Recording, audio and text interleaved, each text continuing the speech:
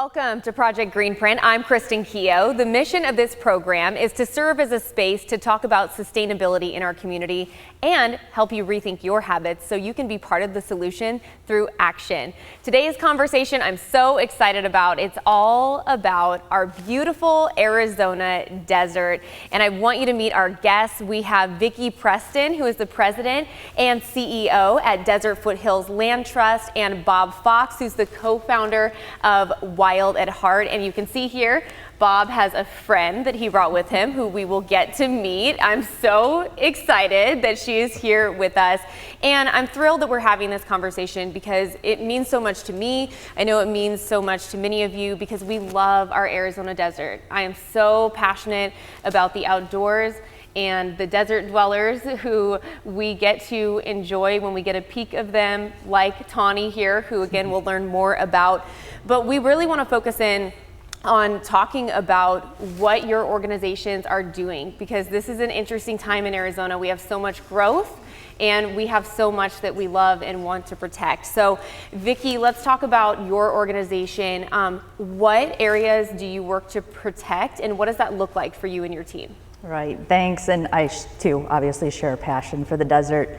I think like so many of us that call Arizona home, I'm not from here. We could say it was because I escaped the Ohio winters. But the reality is I could have done that in many, find good weather in many places. So it really was the desert that got into my soul. And I think that's what it means for so much of us. It becomes a part of you. And it's why it's so important to protect it. It's the most biologically diverse desert in the world. There is nothing else like it. So we work at Desert Foothills Land Trust to protect those important places that make the Sonoran Desert what it is. So we focus on our beautiful iconic view sheds, our riparian areas, the areas that are adjacent to our streams and desert washes, which are so critical for our wildlife, wildlife corridors, wildlife habitats, and our cultural and historic areas. That's really what we focus on. And as a land trust, we have a whole toolbox in ways we can protect land. But the two ways we really do it is one, as ownership. So whether the land is bought by us or gifted to us, everything we do is forever. So we not only then hold the deed to that property, but we also manage it and steward it forever. And the other tool, which is really unique in working with private landowners, is a conservation easement, which is an agreement between the land trust and the landowner to identify the important cultural or historic resources on their property and basically restrict the use. So it remains in private landowner hands, but it is forever. So it's written on the deed. When that's sold, it still goes along with that deed. So whoever owns it, it's forever. This all sounds so complicated, and we spoke briefly before we stepped onto stage, and I assumed you had like a legal background or something, because doesn't it sound so complicated doing what she does? And she learned this all really on the job. So I just really want to commend you for what it is that you're doing, because it took someone with your level of passion to take it upon themselves and learn all of this. So really, I'm so impressed, and I'm just so grateful that you've done all this. All right, Bob, we're so excited you're here. So, Tawny's excited too. Tawny. I startled her, but she does like the music. We've established she does like loud music. So she's been enjoying herself here. So Bob, you really focus in on birds of prey like Tawny, and you rescue them, you rehab them. We'd love to hear more about your efforts and of course your friend. Yeah, that's pretty much what we do is rehabilitation. That's our prime goal. Everything that we do at Wild at Heart is for the benefit of the birds of prey that come into our care. And that number has skyrocketed over the last number of years. We're now seeing about 800 raptors come through our center on a yearly basis. A lot of that has to do with habitat loss. A lot of it also has to do with more people are out, more people see it, more people are aware of it, and they really care about their wildlife. And as we see the destruction of the desert through construction, we're converting our farmland, we're converting our desert into homes, into solar array fields, into construction areas. A lot of the habitat is being lost for these wonderful animals that we work with.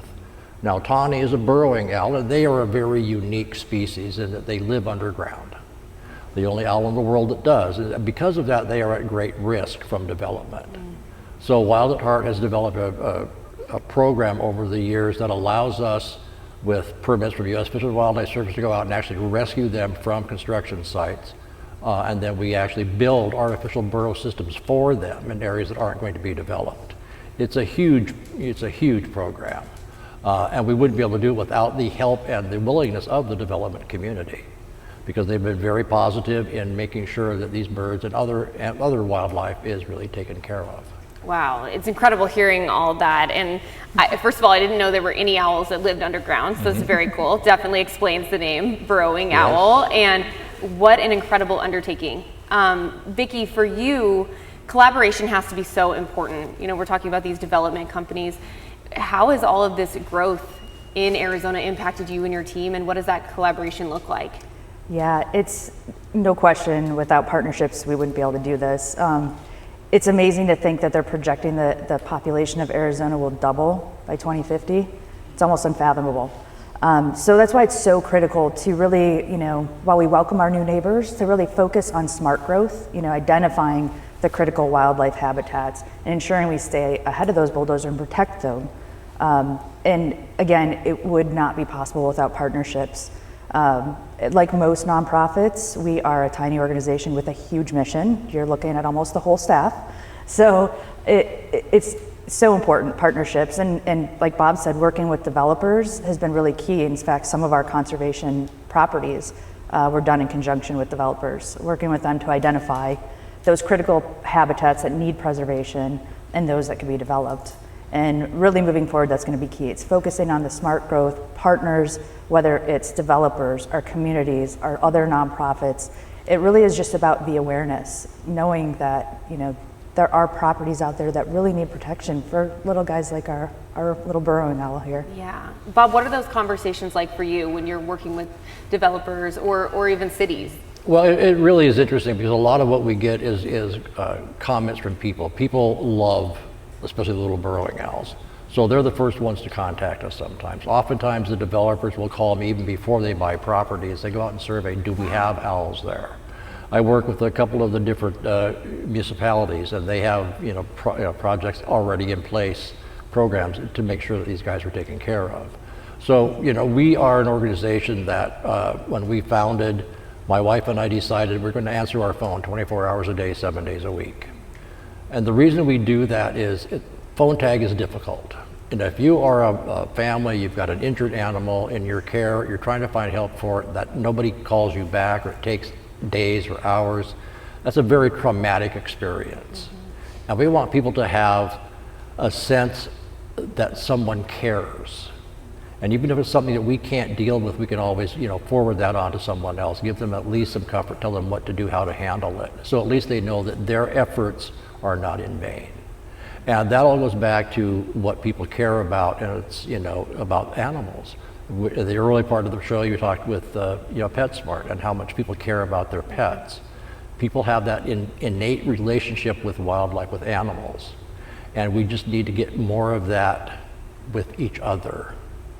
So that was a big part of our program too, was to try and create that inclusiveness with individuals and wildlife. Well, I can tell how much you love these animals, and you're just doing so much for our community, and the education efforts, everything you're doing is really amazing, Bob. And I know your wife would just be so impressed on how you continue to carry on everything that you're doing. Thank you both so much for being here. Absolutely wonderful conversation, and how cool that we have an owl here. This is so amazing. Eric, I feel really hopeful. A lot of the times when we talk about sustainability and conservation, it's really gloom and doom, and we try to not focus on those aspects of it all the time. And I feel so hopeful about these conversations that are happening with developers, and Bob saying that they're even reaching out to him in advance. Just knowing that the developers care that much gives me a lot of hope for the future. And it just warms your heart there, looking at little Tawny. And Bob, I so appreciate you bringing that towel, by the way. Thank you. And our future guests appreciate it too.